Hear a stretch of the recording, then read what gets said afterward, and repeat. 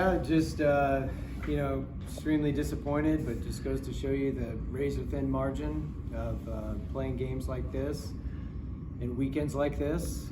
Is razor-thin between winning a series, losing a series, and a couple of different plays here and there. This could have been a potential sweep, but we're walking out now losing the series with no excuses, and just probably as a coach, just thinking what could we have done a little bit different, and could have hit Jackson Lindley, let him hit for himself in the bottom of the eighth. He hadn't had an at bat since Little League, but why not? And so those are the things we're looking at, because the reality is the difference in all three of these games were very close. We didn't get the hit when we needed it in game one, when we had very good pitching out of the bullpen, and when we got the hits, we didn't have the bullpen pitching here in game three. So we're just going to need to keep getting better as a team. We can't lose confidence, and just keep improving and find a way that when we play all the games we're playing, because everyone we play is really good,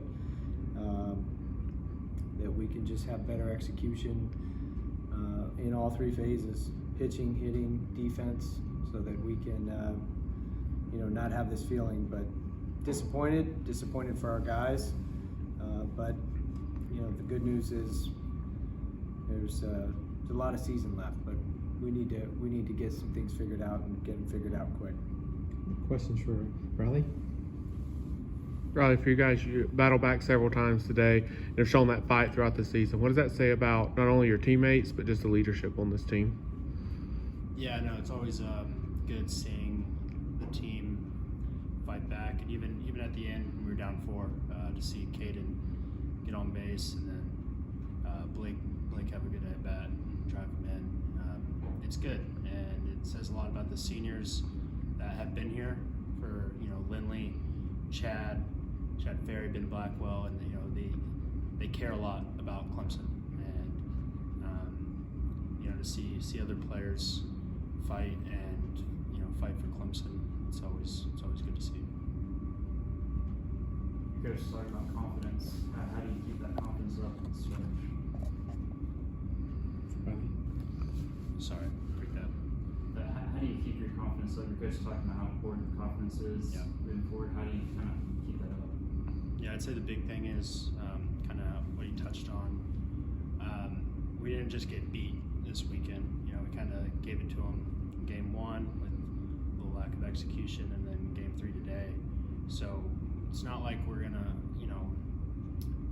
go into the next week thinking we just got beat at home. Like we gave it to them. So there's a little bit of motivation there to know that when we play well in all facets with offense, defense, and pitching, we can put together a good ball game. Any other questions for Riley? All right, thank you, Riley.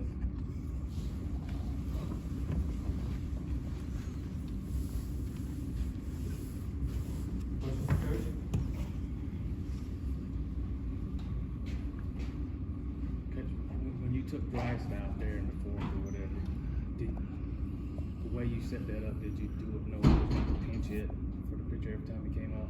We did, yeah. That was a move that we had talked about prior to, and knew that when that slot came up, which would be for the catcher in the 9-hole, that would be a pinch hit opportunity. And we knew there could be a situation, because we were planning on Lindley pitching meaningful innings there, whether he needed to come in the middle or the end, or whenever the game needed to be closed, that he potentially would have to hit for himself. You can Monday morning quarterback this, and hindsight's 20/20, and yeah, I should have let him hit with a tie game and have our best guy out there in the 9th pitching. But just we decided not to do that, and wanted to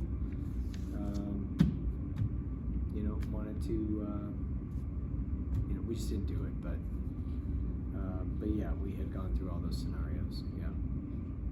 Coach, obviously a tough weekend, but what are some positives you can take away from what you saw out there?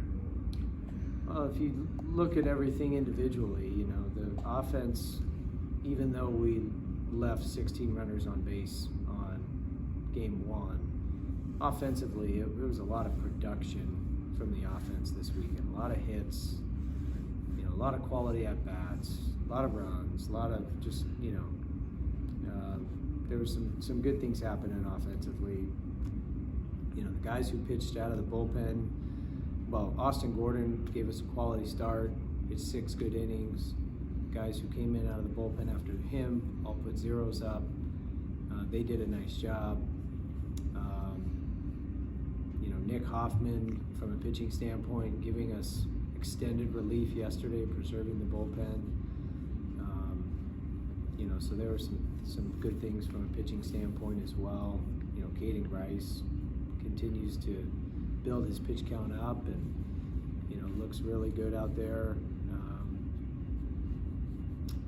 You know, defensively, I thought that we played very good defense, especially game 1. Made a bunch of web gems and sliding plays, diving plays. You know, Grice making catches in foul territory, and you know, it's the pieces are there. We just got to put them all together. That's the reality. We've got the pieces. We got to put them together. And when we don't put them together and lose a series like this, it's the second time now at home we've either lost a series or been swept. It's just, you know, you just can't have. It's not okay. I guess that's the reality of it. This is Clemson, and it means something to wear this uniform, and it's about playing to a certain standard. You don't lose at home. So we got to put the pieces together and figure it out. I know Caden ran into some trouble there late, but early he looked really good last week. He kind of looks like a different pitcher compared to his first 2 seasons. Have there been anything specific y'all done with him to maybe make some tweaks or changes, arm angle or anything like that? Honestly, I think he's had another birthday, and you know, Coach Bellinger just preaches strikes and attacking, and it lines up perfectly with a guy who's you know, just a specimen of a human being in Caden Grice. I mean, he's how you draw up a hitter, a pitcher. I mean, he's just got, you know, that athletic body. It looks like he could be playing tight end in the NFL, or, you know, pitching in the big leagues, or, you know, it's good to see him heating up at the bat as well. But I think he's just naturally very gifted. You know, he's just, you know, blessed to have the natural ability that he has. And so he's got an outstanding fastball and breaking ball, and you know, throws strikes with both of them, and he's tough to hit. You know, where he releases the ball, the perceived velocity is even higher. It's got movement. The breaking ball moves late. He's good. He's just a really good pitcher, and it's good to see him turning it on now offensively too. Anything else for Coach? When's it looking like the timeline for Ryan Hammonds right now? I wish today.